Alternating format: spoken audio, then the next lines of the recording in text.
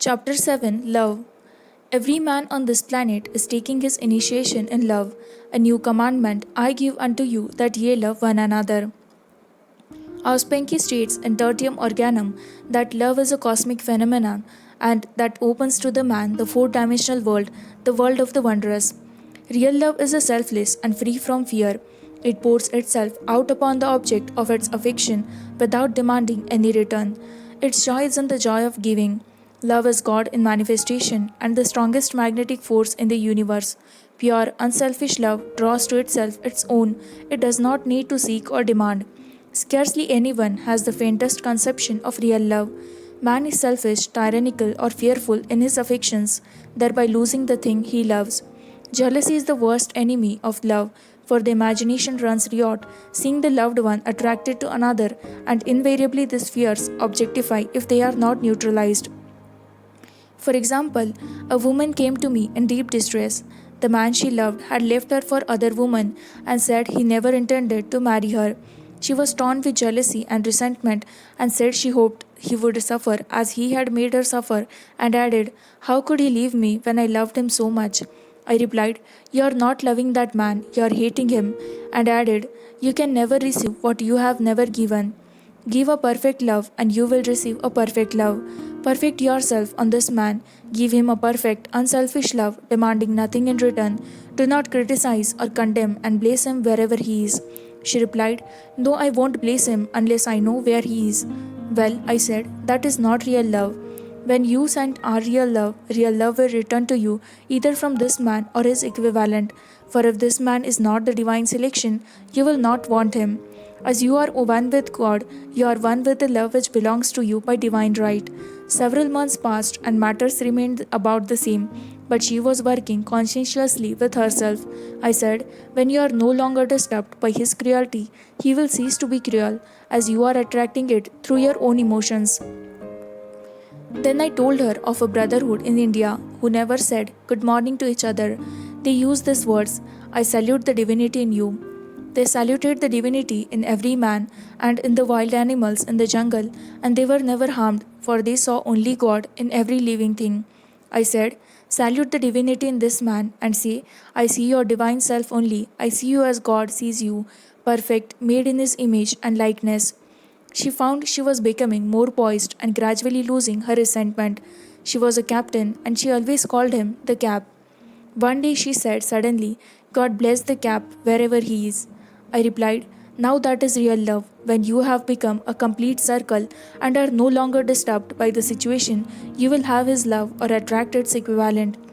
I was moving at this time and did not have a telephone, so was out of touch with her for a few weeks when one morning I received a letter saying, "We are married." At the earliest opportunity, I paid her a call. My first words were, "What happened?" "Oh," she exclaimed, "a miracle.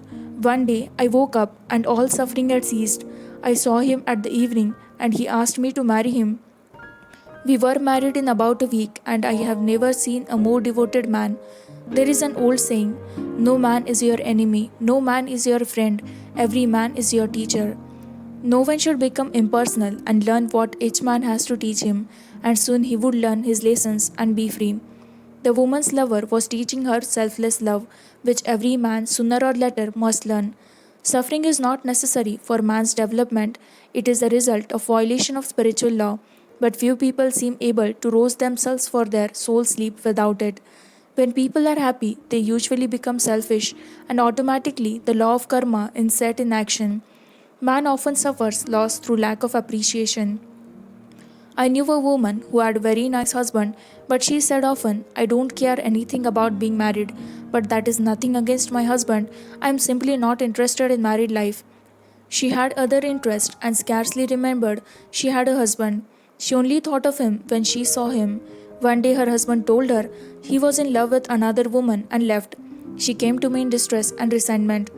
I replied, "It is exactly what you spoke the word for. You said you didn't care anything about being married, so the subconscious worked to get you unmarried." She said, "Oh yes, I see.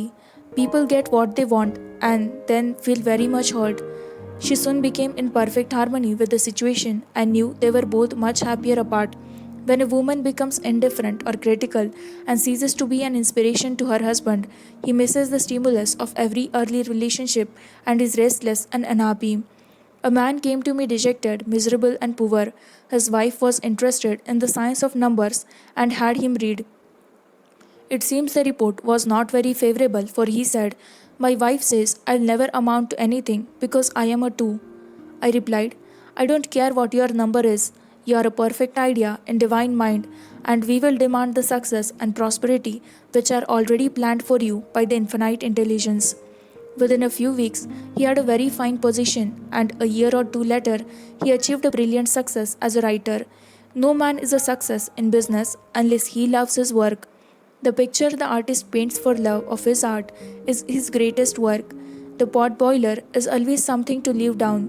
No man can attract money if he despises it. Many people are kept in poverty by saying, "Money means nothing to me and I have a contempt for people who have it." This is the reason so many artists are poor. Their contempt for money separates them from it. I remember hearing one artist say of another, "He is no good as an artist, he has money in the bank." This attitude of man, of course, separates man from his supply. He must be in harmony with the thing in order to attract it. Money is God in manifestation, as freedom from want and limitation, but it must be always kept in circulation and put to right uses. Hoarding and saving react with grim vengeance. This does not mean that man should not have houses and lots, stocks and bonds, for the barns of the righteous man shall be full. It means man should not hoard even the principal if an occasion arises when money is necessary. In letting it go out fearlessly and cheerfully, he opens the way for more to come in, for God is man's unfailing and inexhaustible supply. This is the spiritual attitude towards money, and the great bank of the universal never fails. We see an example of hoarding in the film production of Greed. The woman won $5,000 in the lottery but would not spend it. She hoarded and saved, let her husband suffer and starve, and eventually she scrubbed floors for a living. She loved the money itself and put it above everything, and one night she was murdered and the money taken from her. This is an example of where love of money is the root of all evil. Money in itself is good and beneficial, but used for destructive purposes, hoarded and saved, or considered more important than love, brings disease and disaster, and the loss of money itself. Follow the path of love, and all things are added, for God is love and God is supply. Follow the path of selfishness and greed, and the supply vanishes, or man is separated from it. For example, I knew the case of very rich woman who hoarded her income. She rarely gave anything away, but bought and bought and bought things for herself. She was very fond of necklaces, and a friend once asked her how many she possessed. She replied, 67. She bought them and put them away carefully, wrapped in tissue paper. Had she used the necklace, it would have been quite legitimate, but she was violating the law of use. Her closets were filled with clothes she never wore and jewels which never saw the light. The woman's arms were gradually becoming paralyzed from holding on to things, and eventually she was considered incapable of looking after her affairs, and her wealth was handed over to others to manage. So, man, in ignorance of law, brings about his own destruction. All disease, all unhappiness come from violation of the law of love. Man's boomerangs of hate, resentment, and criticism come back laden with sickness and sorrow. Love seems almost a lost art, but the man with the knowledge of spiritual law knows it must be regained, for without it he has become as sounding brass and tinkling cymbals.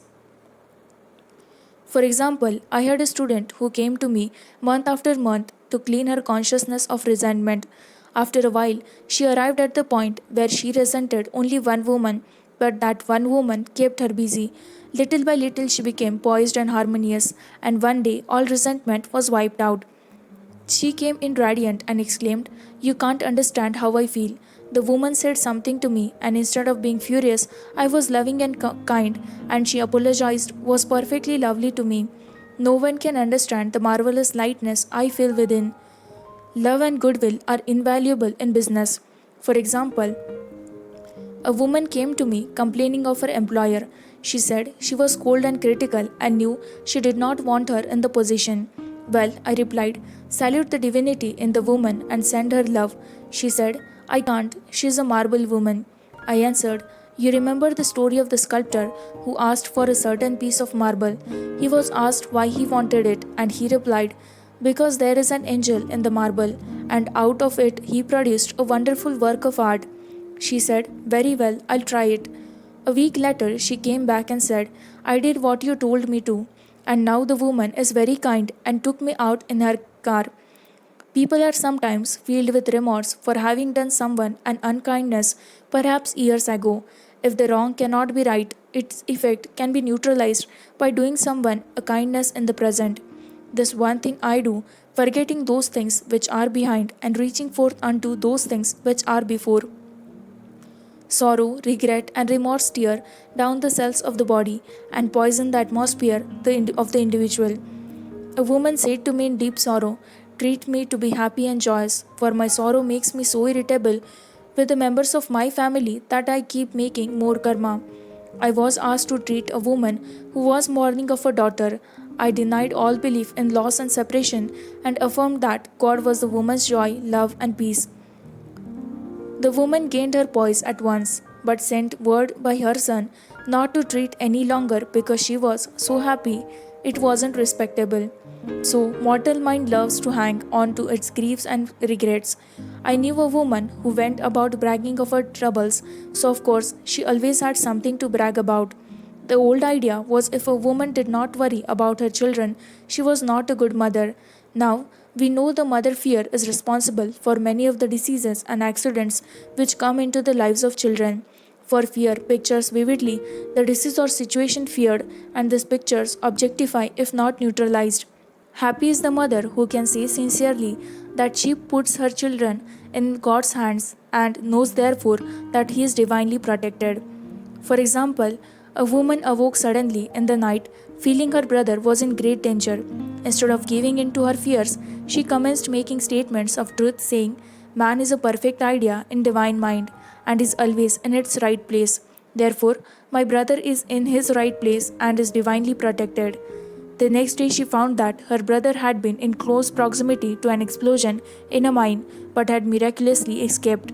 So, man in his brother's keepers in thought, and every man should know that the thing he loves dwells in the secret place of the Most High and abides under the shadow of Almighty. There shall no evil befall thee, neither shall any plague come nigh thy dwelling. Perfect love casted out fear. He that feared is not made perfect in love, and love is the fulfilling of the law.